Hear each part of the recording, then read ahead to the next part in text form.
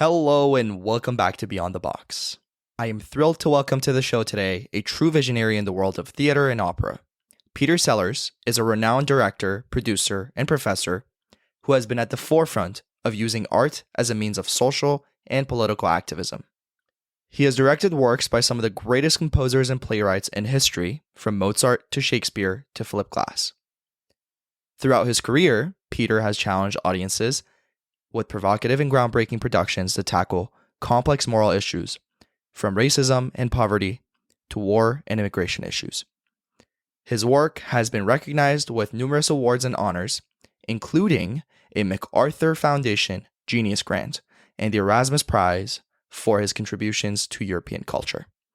Today, we have a special episode where we'll explore the role of art as social action and how artists can use their work to address important social issues and promote positive change in the world. Thank you for tuning in.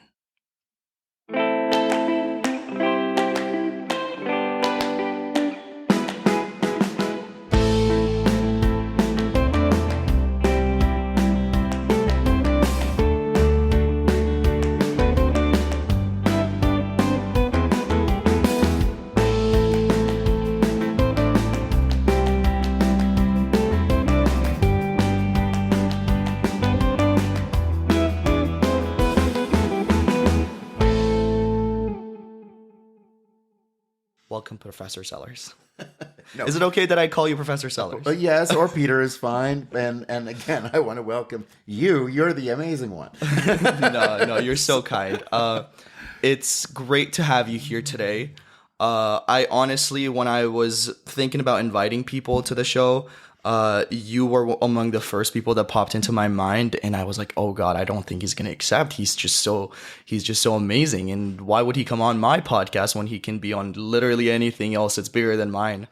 So you're so kind. Ollie, there's no more important place to be, actually.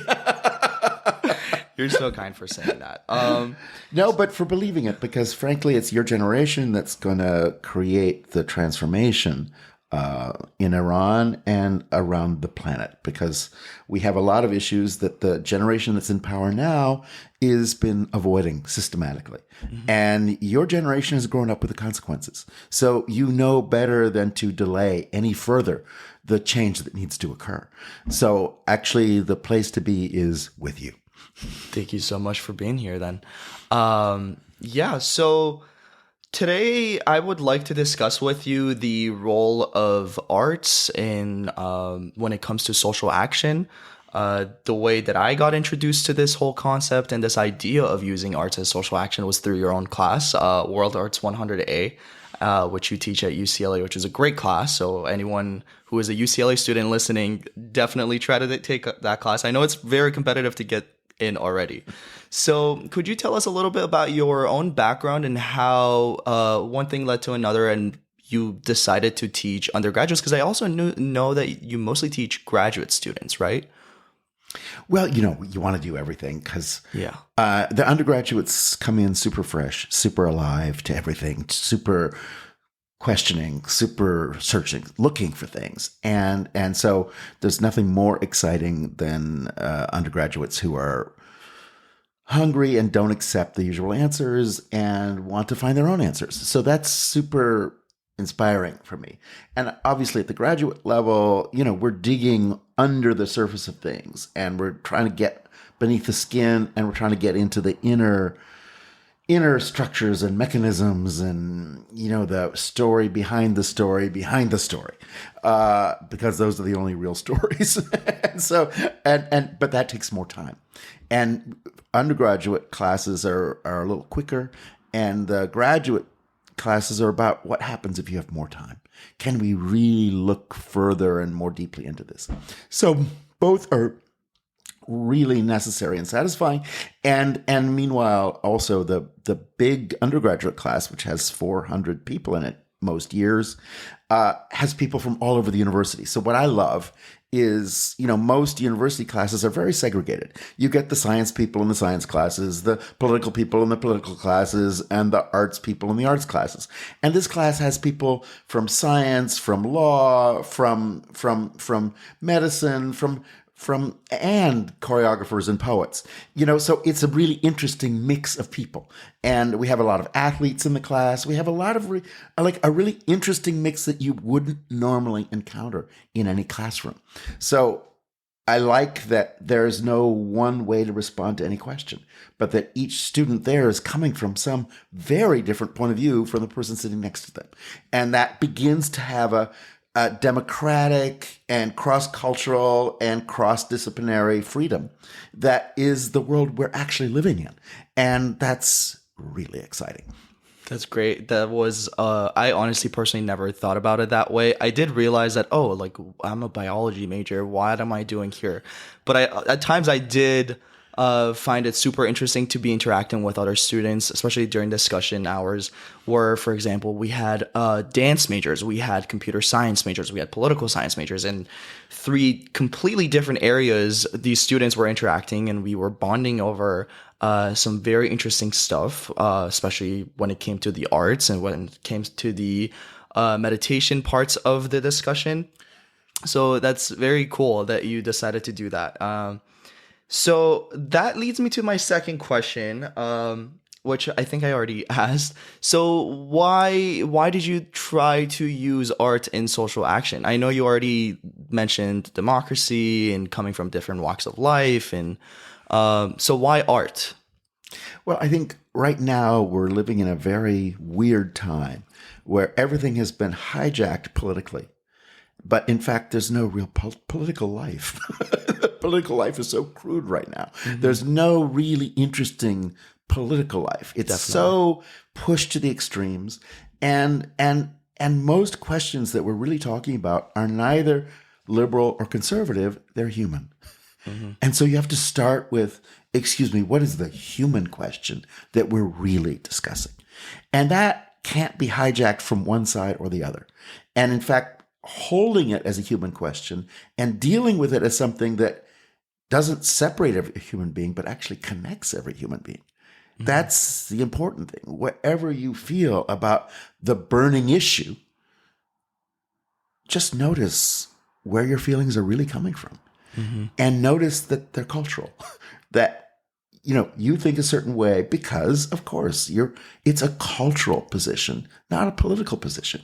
It has to do with where you were raised. It has to do with the priorities of your parents. It has to do with the whole language you grew up speaking and with the type of community you lived in. And so all those things are cultural. They're not political. And everybody wants to say, oh, that's a political point of view. No, it's a cultural point of view. And as soon as we can discuss these things culturally, then we're not in these hard categories that the political world constantly, gets rigid and inflexible. Mm-hmm. Culture is super flexible. Culture has lots of ways of feeling and understanding things and multiple perspectives. So as soon as you're swimming in cultural waters, you have a way more interesting set of possibilities. And a conversation can go to incredible places instead of the kind of paralysis of the political world that we're now facing everywhere. So for me, cultural life is actually the way forward, mm-hmm. the way to find what's flexible in people, what's imaginative. Yes, we're debating things that are mostly the past. And what about imagining a future? What about imagining something we've never seen yet, ever in the history of the world? That is so exciting. And to me, that's the possibility that art has, is not just to endlessly bring back the past, but to say, okay, yes, all those things happened. And what could we imagine for a future? Mm-hmm. And that creative opening, Aristotle said, history is about what happened and poetry is about what might happen. Oh, wow. It's like, that is beautiful. Wow. Mm-hmm. So you mentioned how in today's political world, obviously, we're constantly looking for issues to care about, basically. And you think that the way forward is cultural, and 100% agree with you. And you yourself have tackled very complex moral issues throughout your work. And as I mentioned in the intro, from environmental degradation to systemic racism. So my question for you is, how do you decide what issue to pick out and promote awareness or, promote change through your work? What makes one issue to you more important than the other to raise awareness about first is what my question is right now. Everything's interrelated. So wherever you go, you end up with everything else. Climate change is not just about climate change. It's about everything else. So wherever you go, you are connecting to a lot of other questions. On the other hand, certain moments need to focus, and certain times, certainly in the classes, but also in my work, I do take on a hot button issue that, is dominating the headlines just to give it a context that is not in the headlines and to actually open it up deeply. I think most of the crisis is that we are trained to live in our heads, in our brains, and our brains are basically the main organ of avoidance. we can rationalize anything, and we rationalize everything on earth, whereas your skin is telling you the truth. Your skin does not lie. Your taste does not lie. Your touch does not lie. Your actual, your body is not lying to you, and you can feel things. Things get under your skin. We use that expression.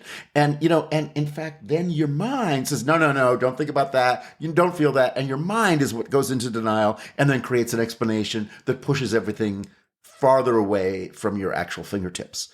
And so just to say, for me, climate change or immigration and refugees are not quantifiable, rational conversations, because whatever statistics you have doesn't begin to touch the actual experience. For example, the people who are in the world that is creating climate change, the people, the biggest polluters in the world, live in United States, first of all, and then second of all, China. And those are not the people who are seeing the results of climate change. The results of climate change are in African farmland in South Africa, are in the Pacific Islands where the oceans are rising and where the salt is now in the fields and they can no longer grow crops. The actual effects of climate change are in the ice packs, in the far north and the south of the planet. We're not living to see that. So for us, climate change is just an idea. It's very different when it becomes something you feel, you experience, and you realize, things are actually changing and changing fast. So all I want to say is, unless you've been a refugee, unless you've spent time with people who immigrated and had to run from their country and leave everything behind and start their lives from scratch, what kind of people do that? And what kind of experiences push people to that extreme place? And why is it at this moment in history, there are more people who cannot live in the place they were born than ever before in the story of the human race? Why do we live in the period of the most slavery in the history of the world now? Why do we live in the period of the most people running, living on camps and borders? What is going on? It turns out a lot, and it's not a statistic. It's a reality of why people can't live where they were born, and why they have to leave their families, and why they have to leave everything and start a completely new life from zero. Those are such deep questions, and they're not handled by people who have experienced them, which is why the policies are so ridiculous and brutal and cruel, and why the way people are voting. People who are voting are in the United States, sadly, a very small part of the population. And the largest part of the population does not vote. And so you have a very small group of people who actually vote and who in most cases, have no personal experience of the issues they're voting about. They're all about other people somewhere else who threaten them, not directly, but as some imaginary, scary cloud of nightmares. And you just want to say, let's have dinner together. Let's actually break bread. Let's actually create a space of being human together, and that's cultural. Let's listen to some music. Let's hang out. Let's talk about things that are human and not statistical. And let's begin to notice the way things we share, because actually most of us share almost everything. The things we don't share are a very small part of our lives. And so for me, cultural action and what artists can do is take people into a realm where you're experiencing things rather than just thinking about them. Right. And where the tactile experience, the experience of sharing, as opposed to watching each other at a distance, the experience of meeting people, of being with people, and of, again, the stories behind the stories beginning to arrive, which suddenly change how you hear the official story. That's the kind of work that journalism can't really do, because journalism has a limit of, what can be proven and verifiable, and so much about human experience is so deeply subjective, which is what makes us human. Is none of this fits on graph paper. All of these things, you have a childhood experience and you will never be the same person. And you're deeply sensitive to certain things and you don't notice other things. And that's every human being. And when you begin to open up those places in yourself and encounter those places in other people, then you see why none of us are exactly on the same page. And at the same time, how rich and beautiful and amazing that is. That is true. Could you tell us about one of these human experiences, a particularly powerful experience that stands out to you, that impacted your approach to your own work? There are so many. Each project has its own way of operating and so on, but probably one of my very favorite projects was a project that we did in 8 countries called The Children of Heracles, and it was a play written by the Greek author Euripides, trying to convince his fellow Athenians to let refugees into the country. And so you can see that this has been controversial for about 5,000 years. Like a lot of other issues. Right. And so anyway, so for me, what's interesting, for example, in choosing source text that is, ancient, is to say, okay, let's talk to our ancestors about this and realize that we're not the first people to face this and grapple with it and not really solve it yet. Anyway, just to say that project was a play that was considered unfinished, but that's only because, in fact, it had to be finished by the audience in performance. And what I did was, it's about that Athens was one of the only countries that did welcome refugees, and there was an altar outside the city, and anybody who came and knelt at that altar and asked for refuge, they had to say, "We welcome you." And then one of their neighbors decides to declare war on them when Hercules, who is the strongest person in human history, is actually killed by being forced to do these huge labors at the end of his life. Mm-hmm. So many people around the world know that their dad is the strongest person who ever lived, and also watch their dad be broken by the conditions that are imposed on him and the impossible work he's being asked to do and everything he's being asked to carry. So this play is called The Children of Heracles. The children of Hercules. Once their dad is dead, they have to run for their lives because the guy who murdered their dad now wants to murder them. They run, and they run to Athens, and they kneel at the altar and say, with their grandmother, and say, please let us in. Meanwhile, the country that killed Hercules, the dictator, says, if you let these people in, we'll declare war on you.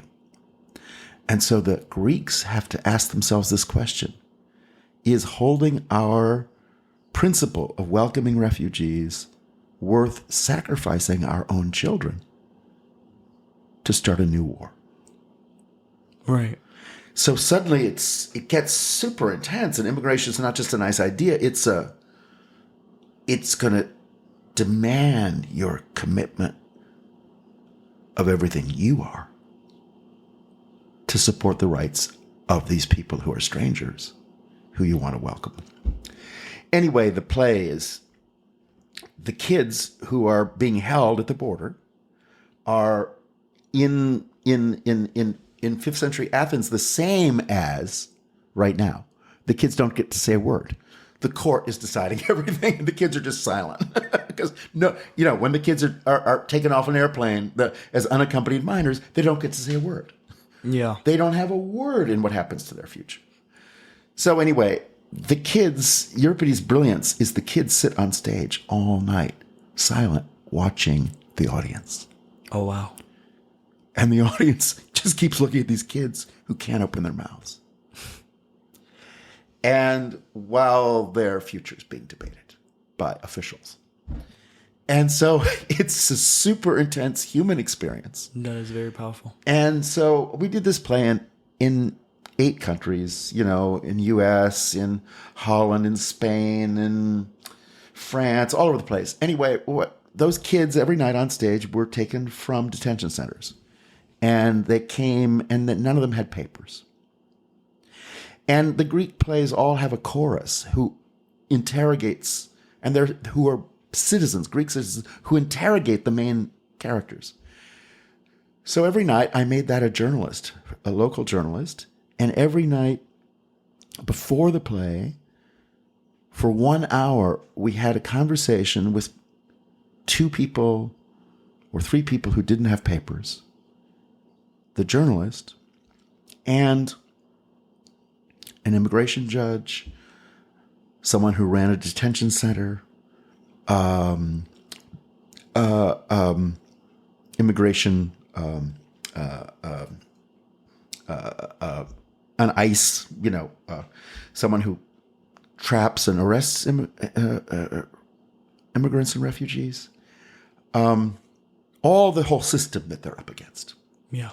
And for me, one of the weirdest things about reality is reality has more lies in it than truth. And sometimes you need an art project for people to actually touch the truth. For example, an immigrant knows that, and a refugee in particular knows that U.S. only accepts 1 of 3 stories. So whatever happened to you, you have to tell this story. Meanwhile, the immigration judge has a feeling about the person they're interviewing, but in fact, they have a list of things in front of them and boxes that have to be checked. So whatever you feel about that person, actually you have to disregard it because you have the following questions that are rigid and do not move. And of course, don't apply over and over again to most people. And so in the most important 45 minutes encounter of these 2 people, both sides cannot tell the truth. So to create an art space where we're contacting Homeland Security and saying, would you like to participate in an art project? And an immigration judge shows up just as themselves rather than as an official in their job. And he's sitting next to, not on the other side of a glass partition, but next to someone who also has to feed their daughters that night and who's living in the street or who's living clandestinely. And one of the things we did always is food, because food is super important. So always before the performances, we would have a dinner for the people with no papers and the people who were part of the administration. Right. So the leading Austrian lock up all immigrants politician had dinner with 2 African refugees living on the streets of Vienna. And I don't want to say anything, but I will say 2 years later, those 2 guys got citizenship. Oh, wow.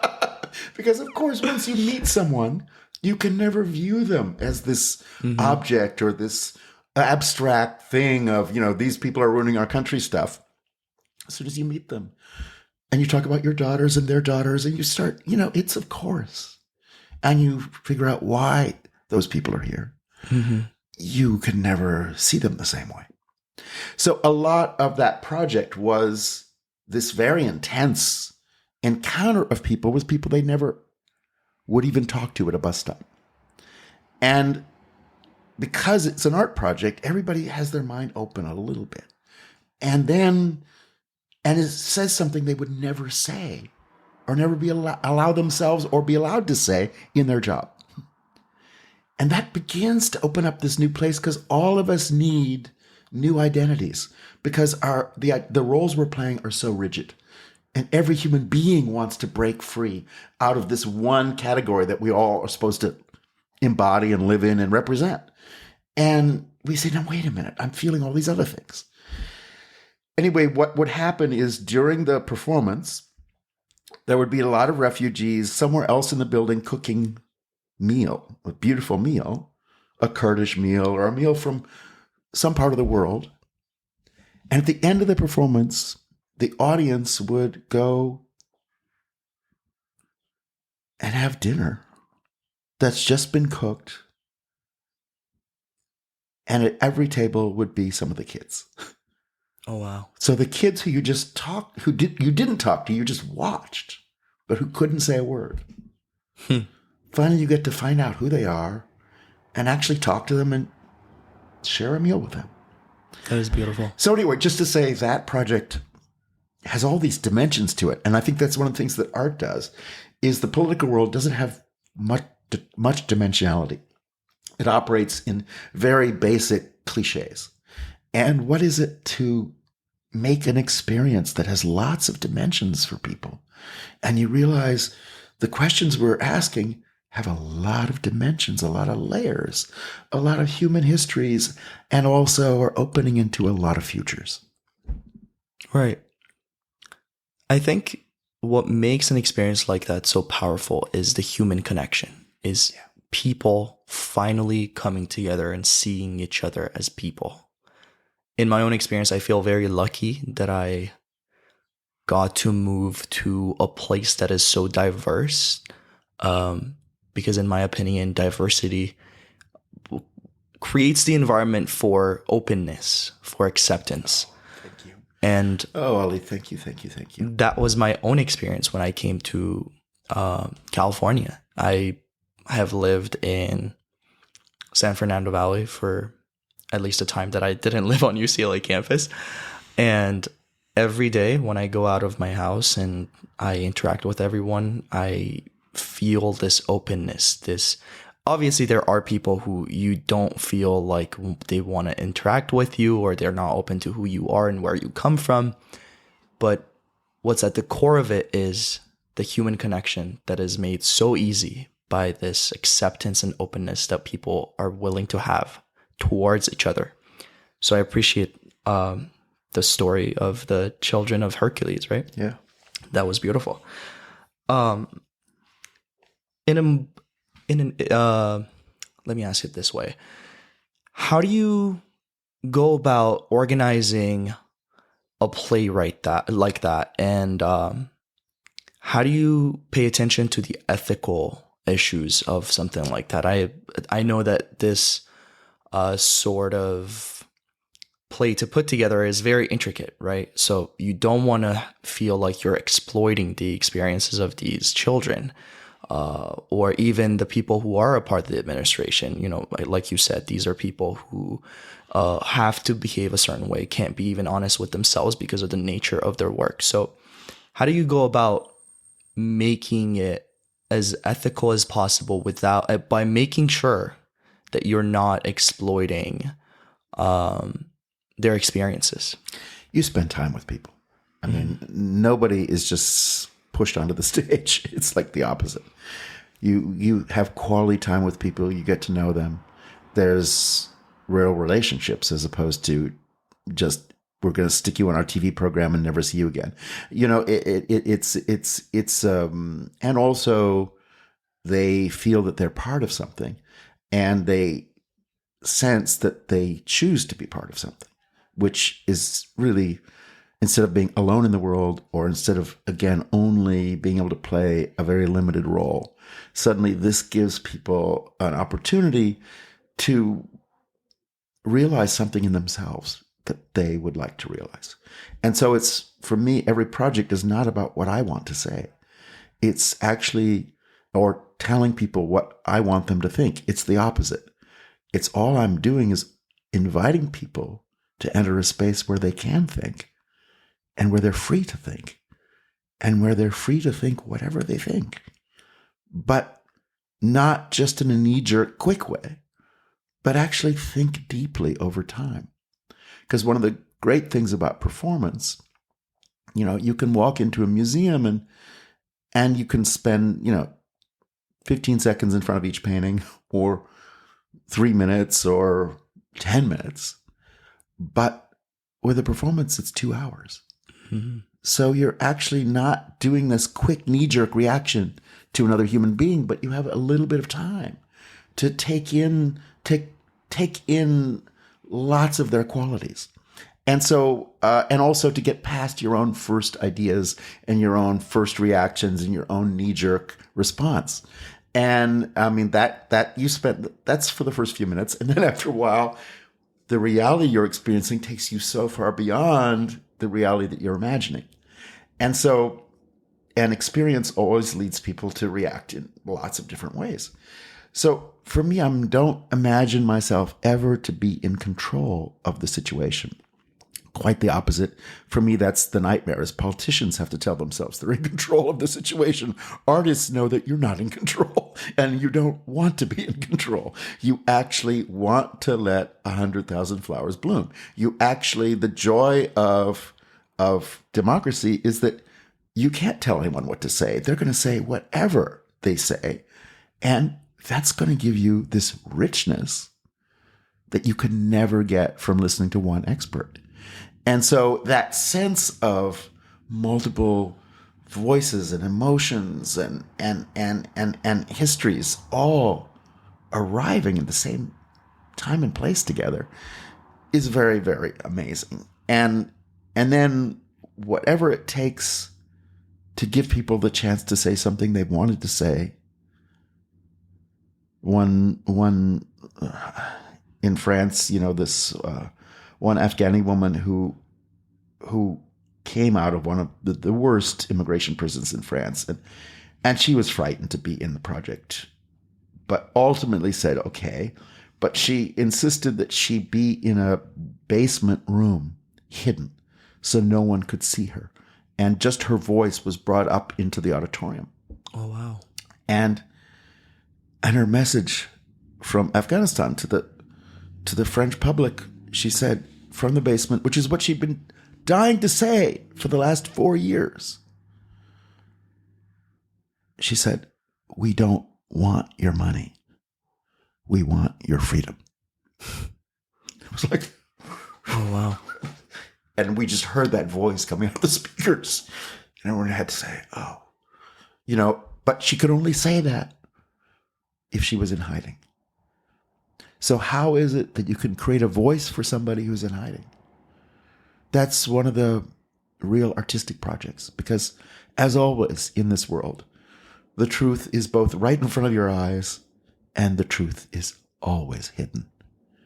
So how can the hidden truth find a way to speak? That is so beautifully said. Why was she in hiding? Did she ever say? Yeah, well, I mean, it again, the way immigration police function in these different cities and different countries was very intense. And again, we had a very fragile way in which certain people in the system agreed to cooperate. Mm-hmm. But a whole bunch of that system does not agree to cooperate with anyone. So always our little islands of freedom were vulnerable, and the exception to the rule, because that's what art can do, is create the exception to the rule, the unusual moment, the surprise moment that no one expected. At the same time, once the performance is over, those kids go back to the detention center, all those, and the grind of their life starts again. And I think one of the reasons why an art project is usually welcomed by social workers in homeless shelters or whatever the situation is that the daily life is so taxing and so exhausting and so dispiriting that suddenly it's an art project and there's pleasure. You can speak freely. People start singing. Things happen that you just go, oh, I'm alive. And when you're in the system, either as an enforcer or as the oppressed, it's exhausting and it has no joy. And when you have an art project, people can recover their joy and their humanity in illicit and now suddenly, for the next 2 hours, legal ways. And again, how do we bend the rules? How do we create the exceptions? And then how do we ultimately change the rules when we realize the rules are one size fits no one?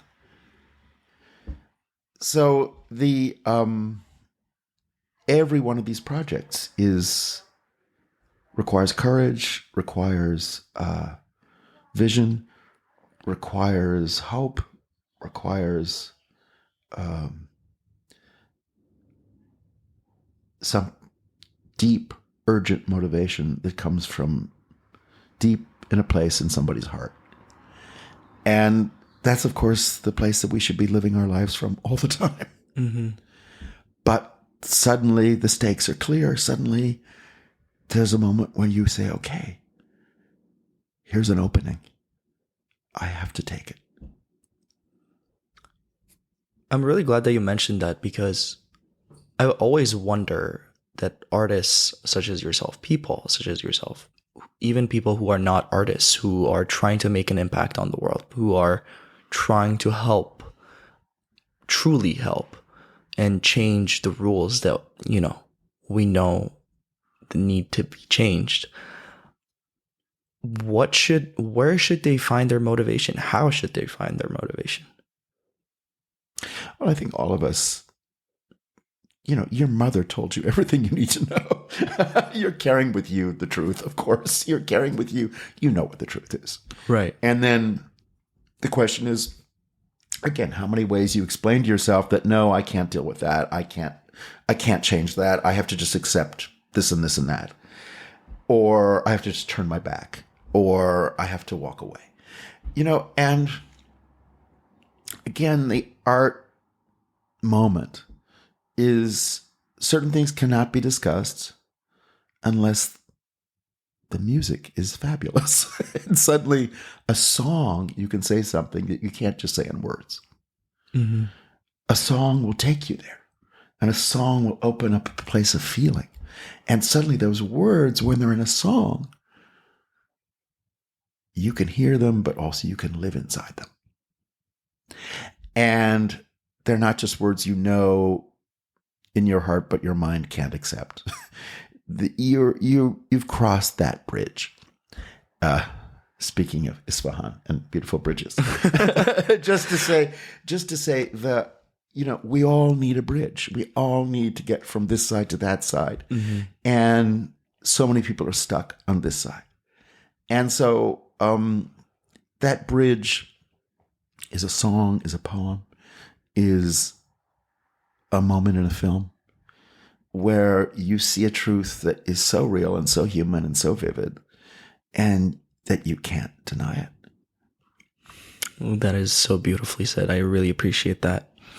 I would like to ask one last question before we conclude the episode. And believe me, I do not want to, but I know that over the email, when I was talking to Julia about, setting up this meeting and everything, I told her that this would only take 60 to 70-ish minutes. So I don't want to end it, but I want to be respectful of your time also.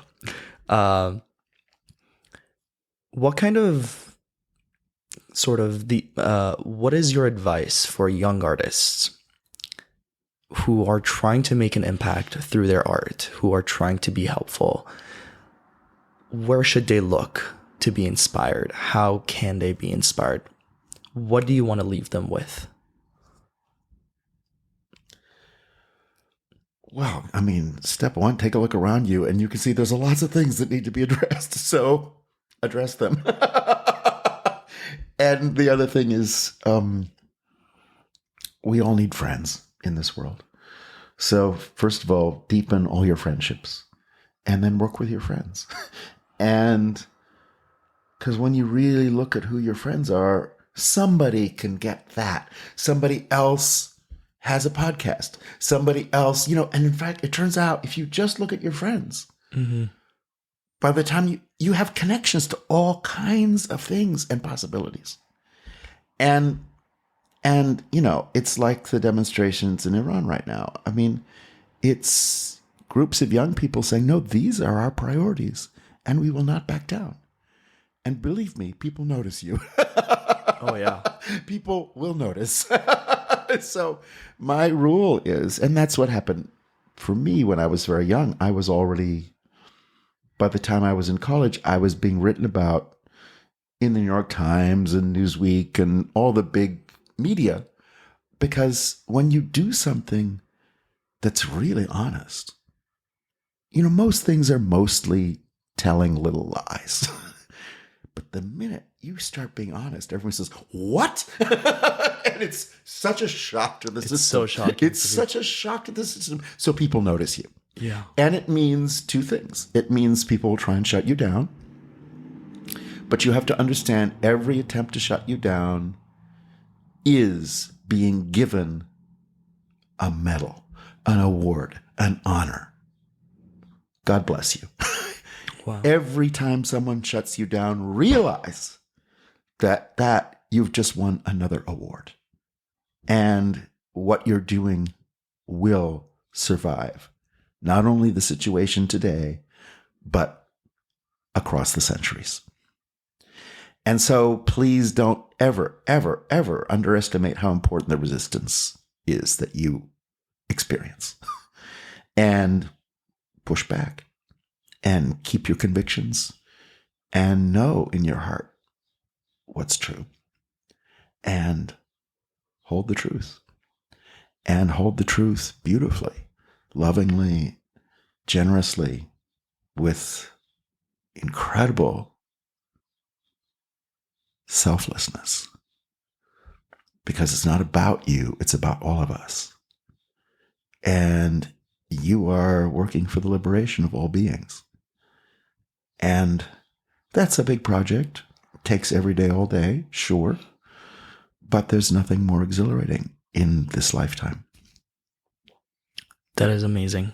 Thank you so much for sharing your knowledge with us today, for inspiring us all to be better, and obviously being so honest with us. I really appreciate it on behalf of all of our listeners and myself.